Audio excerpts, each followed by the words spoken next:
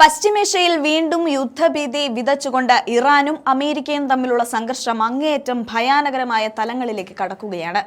ഇതിന്റെ ഏറ്റവും ഭീകരമായ മുഖമാണ് ഇറാന്റെ സാമ്പത്തിക ജീവനാഡിയായ ഗാർഗ് ദ്വീപിന് നേരെ അമേരിക്ക നടത്തുന്ന നീക്കങ്ങൾ. ലോകത്തെ ഏറ്റവും വലിയ എണ്ണക്കപ്പലുകൾക്ക് സുരക്ഷിതമായി അടുക്കാൻ സാധിക്കുന്ന ആഴക്കടൽ ടെർമിനലുകൾ സ്ഥിതി ചെയ്യുന്ന ഗാർഗ് ദ്വീപ് ഇറാന്റെ വെറുമൊരു മണ്ണല്ല, മറിച്ച് അവരുടെ സാമ്പത്തിക അസ്തിത്വമാണ്. ഇറാന്റെ എണ്ണ കയറ്റുമതിയുടെ ഭൂരിഭാഗവും നടക്കുന്നത് വെറും 20 ചതുരശ്ര കിലോമീറ്റർ വിസ്തീർണമുള്ള ഈ പവിഴ ദ്വീപ് വഴിയാണ്.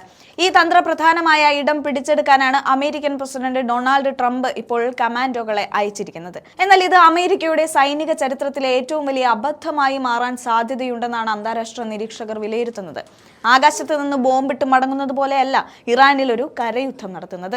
പ്രകൃതി തന്നെ ഇറാൻ സൈന്യത്തിന് വലിയൊരു കവചമാണ് ഒരുക്കിയിരിക്കുന്നത്. കടലിലൂടെ ഇറാനിലേക്ക് കടന്നു കയറാൻ ശ്രമിക്കുന്ന അമേരിക്കൻ സൈനികരെ സ്രാവിന്റെ ഭക്ഷണമാക്കും എന്ന ഇറാന്റെ മുന്നറിയിപ്പ് വെറും പൊള്ളയല്ല.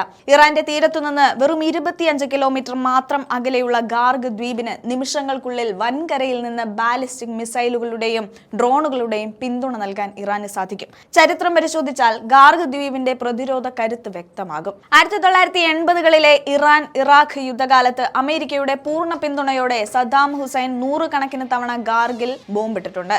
അന്ന് സദ്ദാമിന് കിട്ടാക്കനിയായ ഈ സ്വർണ്ണക്കോട്ട ട്രംപിന് വലിയൊരു ശവപ്പറമ്പായി മാറുമെന്നതിൽ സംശയമില്ല. ഗാർഗ് ആക്രമിക്കപ്പെട്ടാൽ ഇറാൻ ആദ്യം ചെയ്യുന്ന നീക്കം ഹോർമുസ് കടലിടുക്ക് പൂർണ്ണമായും അടച്ചുപൂട്ടുക എന്നതായിരിക്കും. ലോകത്തെ എണ്ണ വിതരണത്തിന്റെ 1/5 ഭാഗം കടന്നു പോകുന്ന ഈ പാത അടയ്ക്കപ്പെട്ടാൽ ആഗോള വിപണി കൂപ്പുകുത്തും.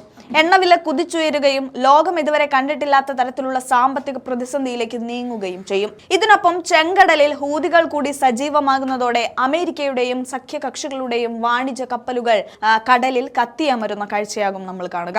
വെറുമൊരു ശമ്പളത്തിന് വേണ്ടി ജോലി ചെയ്യുന്ന അമേരിക്കൻ സൈനികരും രാജ്യത്തിന് വേണ്ടി ജീവൻ നൽകുന്നത് പുണ്യമായി കാണുന്ന ഇറാൻ സൈന്യവും തമ്മിൽ വലിയ വ്യത്യാസമുണ്ട്. ഈ ആത്മത്യാഗപരമായ പോരാട്ട വീര്യത്തെ നേരിടുക എന്നത് അമേരിക്കൻ സൈനിക നേതൃത്വത്തെ സംബന്ധിച്ച് വലിയൊരു വെല്ലുവിളിയാണ്. ഗാർഗ് ദ്വീപിലെ ഒരു ചെറിയ തീപ്പൊരി പോലും ചൈനയെയും റഷ്യയെയും പോലുള്ള വൻ ശക്തികളെ ഈ യുദ്ധത്തിലേക്ക് വലിച്ചിഴക്കാൻ കാരണമാകും. ഇറാൻ മുൻകൂട്ടി കണ്ടുകൊണ്ട് ഈ ദ്വീപിനെ ഒരു മരണക്കെണിയായാണ് ഒരുക്കിയിരിക്കുന്നത്. ആന്റി ആർമൽ മൈനുകളും മൻപാച്ച് മിസൈലുകളും കൊണ്ട് ദ്വീപിന്റെ ഓരോ ഇഞ്ചും ഇറാൻ സജ്ജമാക്കിയിട്ടുണ്ട്. ചുരുക്കത്തിൽ ഗാർഗ് ദ്വീപിനെ ലക്ഷ്യം വെച്ചുള്ള ട്രംപിന്റെ ഓരോ നീക്കവും ലോകത്തെ ഒരു വലിയ വിനാശത്തിലേക്കാണ് നയിക്കുന്നത്.